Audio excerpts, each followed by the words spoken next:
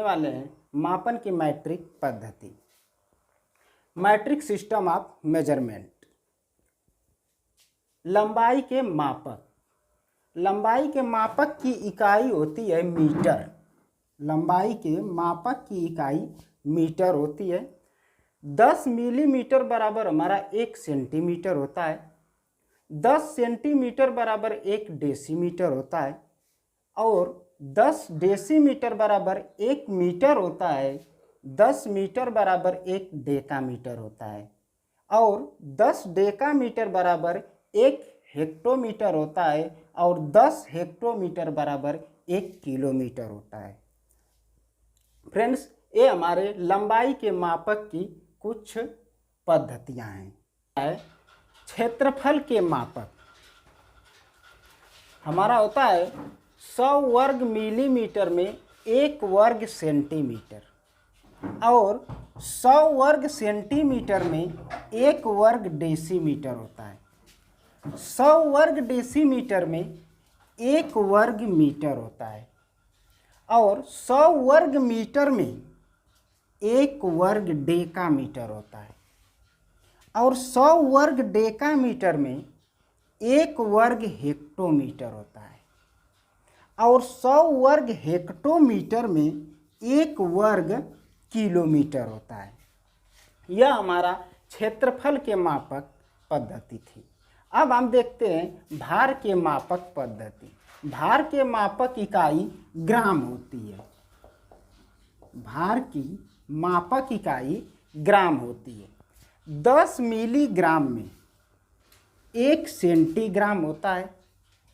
10 centigram में 1 decigram होता है और 10 डेसीग्राम में 1 ग्राम होता है और 10 ग्राम में 1 डेकाग्राम होता है और 10 डेकाग्राम में 1 हेक्टोग्राम होता है और 10 हेक्टोग्राम में 1 किलोग्राम होता है।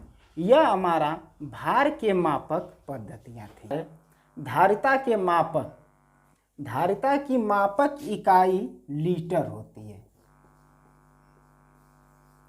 धारिता के मापक इकाई हमारी लीटर होती है। 10 मिलीलीटर में 1 सेंटीलीटर होता है और 10 सेंटीलीटर में हमारा 1 डेसीलीटर होता है और 10 डेसीलीटर में 1 लीटर होता है और 10 लीटर में 1 डेकालीटर होता है और 10 डेकालीटर में 1 हेक्टोलीटर होता है और 10 हेक्टोलीटर में हम लोग का 1 किलो लीटर होता है। यह हमारी धारिता के मापक पद्धति थी। अगली हमारी आ जाती है गिनती के मापक पद्धति, अर्थात वस्तुएं।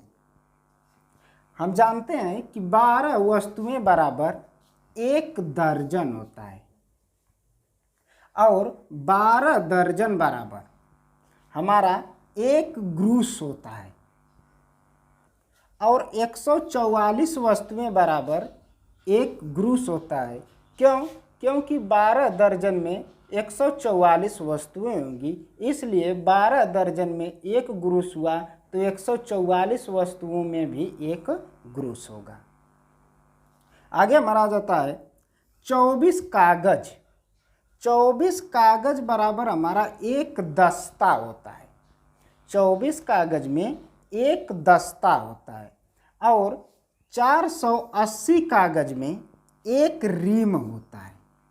480 कागज में 1 रीम होता है या 20 दस्ते बराबर भी 1 रीम होता है। क्यों? क्योंकि 20 दस्ते में 480 कागज होंगे, क्योंकि 24 कागज में 1 दस्ता हो रहा है तो 480 कागज में 1 रीम बोल रहा है। तो यदि हम इसे 480 को यदि दस्ता में हम बदले तो हम यही ना कहेंगे कि 480 बटे के 24, जैसे इसका हम भाग देंगे हमारा 20 दस्ता निकल कर आ जाएगा, अर्थात 20 दस्ता में 1 रीम होगी। तो यह हमारी गिनती के मापक पद्धति थी।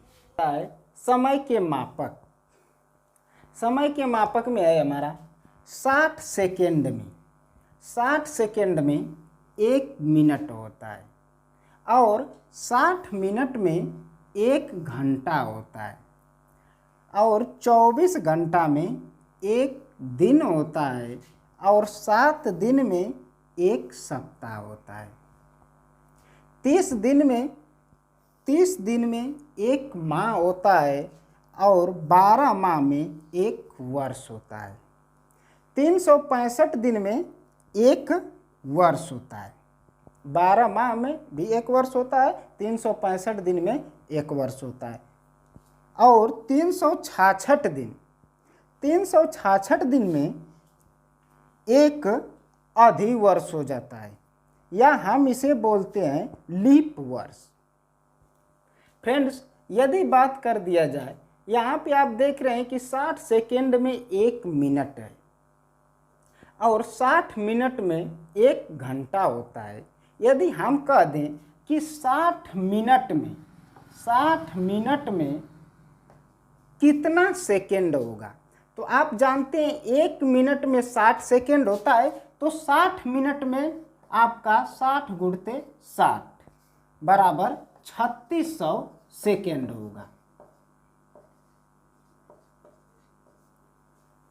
60 मिनट में 3600 सेकेंड होगा और आप जानते हैं 60 मिनट बराबर 1 घंटा, अर्थात 1 घंटा में हम लोग का 3600 सेकेंड होगा।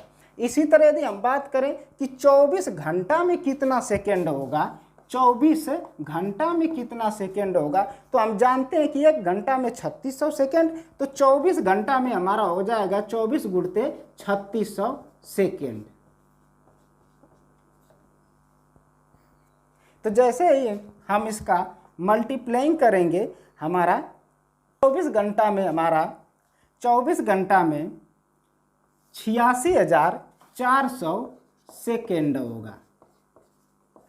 इसी तरह 24 घंटा का मतलब 1 दिन, अर्थात हमारा एक दिन में 86,400 सेकेंड होगा। इसी तरह दोस्तों आप 7 दिन में निकाल सकते हैं, 30 दिन में निकाल सकते हैं कितना सेकेंड होता है, 12 माह में निकाल सकते हैं, 365 दिन में भी निकाल सकते हैं कितना सेकेंड होता है, और इसी तरह आप चाहें 3 सब पूरे का भी निकाल सकते हैं। कि इस वीडियो में आपको यह आज की वीडियो पसंद आई हो तो आप शेयर करें, लाइक करें, चैनल को सब्सक्राइब करें और कमेंट भी करें।